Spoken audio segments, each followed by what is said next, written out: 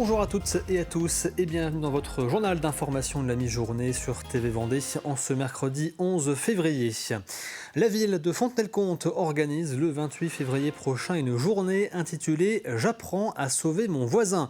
Pour la deuxième année consécutive, l'événement est mis en place en partenariat avec le Conseil des sages, la protection civile et les sapeurs-pompiers de la Vendée. Objectif, proposer une formation gratuite aux gestes de premier secours, des gestes essentiels qui peuvent sauver des vies, mais que seul un Français sur 10 maîtrise aujourd'hui selon la Croix-Rouge.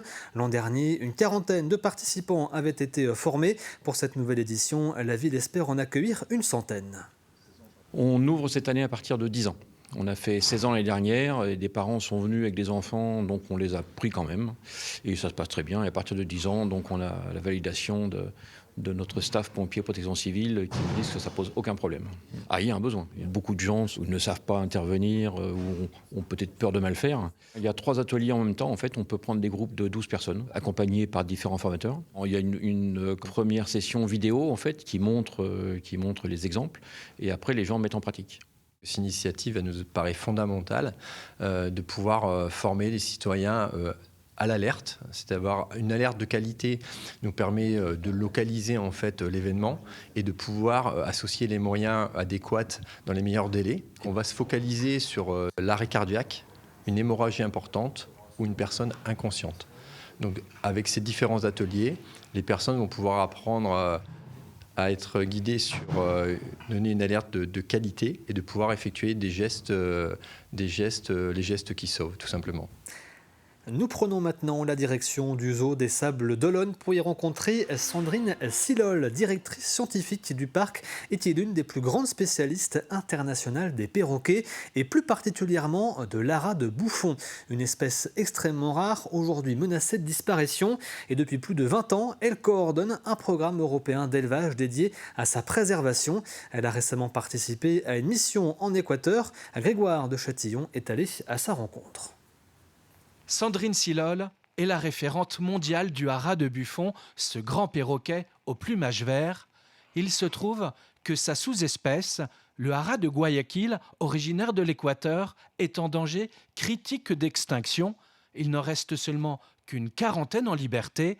Alors, la directrice adjointe du zoo des Sables d'Olonne a récemment participé à une aventure passionnante, la réintroduction d'un individu dans son milieu. C'est une concrétisation du travail qui a été réalisé depuis plus de 20 ans. On a énormément travaillé avec les associations que l'on a rencontrées là-bas. Il y a 20 ans, on a déjà posé les premiers jalons. Et maintenant, le fait de réintroduire un oiseau, c'est l'aboutissement d'un travail. Un aboutissement qui n'est pas totalement fini parce que l'idée c'est quand même de conserver l'espèce et on ne sera heureux que lorsque l'espèce pourra perdurer dans cet environnement-là. Un environnement qui malheureusement subit une importante déforestation. Il y a un siècle, oui, il y en avait beaucoup, beaucoup plus. Maintenant, une quarantaine, c'est un reliquat. Le rêve ultime pour cet oiseau, c'est qu'on puisse réintroduire des individus du stubook européen et international et qu'on puisse renforcer la population d'Équateur pour qu'elle devienne une population stable. Une mission scientifique d'introduction, mais aussi d'observation. L'objet de ma mission là-bas était également de voir comment l'ara vivait dans la forêt tropicale humide et la forêt tropicale sèche. Vous pouvez venir voir les 5 haras de Buffon au zoo des Sables qui vient de rouvrir pour la saison. Le conseil départemental lance Vendée Symphonique, un nouveau rendez-vous dédié à la musique classique. Dimanche prochain, plus de 130 jeunes musiciens vendéens se produiront sur la scène de la Longère de Beaupuy à Mouilleron-le-Captif, aux côtés d'artistes de renommée internationale. Parmi eux, le pianiste Thomas Anco, qui sera notamment à l'affiche. Un concert conçu comme une véritable expérience professionnelle pour ces jeunes talents. Ce qui est fondamental, c'est organiser, accompagner la pratique collective de la musique. Parce que notamment, à partir d'un certain âge, les jeunes qui sont seuls devant leur partition à répéter chez eux leur instrument, ça devient un petit peu compliqué. Et avec la pratique collective, en jouant avec d'autres, ça leur ouvre des horizons insoupçonnés. Et puis le contact avec des artistes de renommée nationale ou internationale, c'est le cas notamment avec Thomas Enko, c'est bien sûr une occasion unique. Depuis près de 40 ans, la troupe des Joyeux Maraîchins à Challans perpétue danse et chants traditionnels, témoin d'une vie passée, du célèbre saut du fossé inspiré des gestes du Marais, aux danses très locales comme la chalandise née à Challans. Chaque pas raconte donc une histoire. Aujourd'hui, la troupe espère trouver la relève pour pouvoir continuer cette passion, une passion qui reste intacte.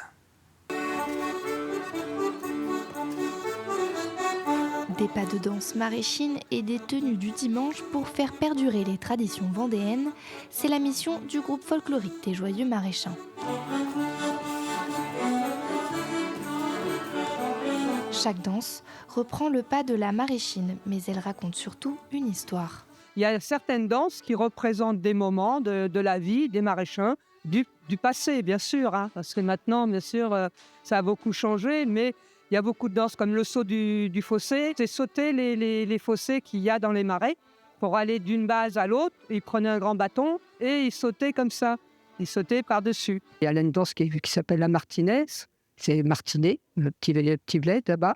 Et non, mais il y a des danses qui correspondent à certains petits villages ou communes qui sont... la chalandaise, c'est celle de Challans. Une coiffe brodée pour les femmes et un costume pour les hommes, chaque tenue est pensée dans les moindres détails pour être fidèle à l'histoire. Vous avez la devantière ou le tablier, la jupe avec le pli plat devant, les petits plis derrière, le caraco, c'est-à-dire le corsage, sur les épaules le collet. Ensuite, en dessous de la jupe, vous avez le jupon et la culotte fendue.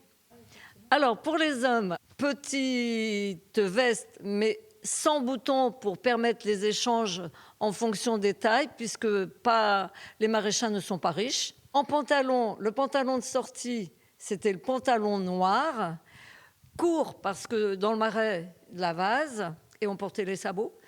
Le groupe, qui se produit partout en Vendée, fêtera ses 38 ans cette année. C'est la fin de ce journal. Très bonne journée à toutes et à tous.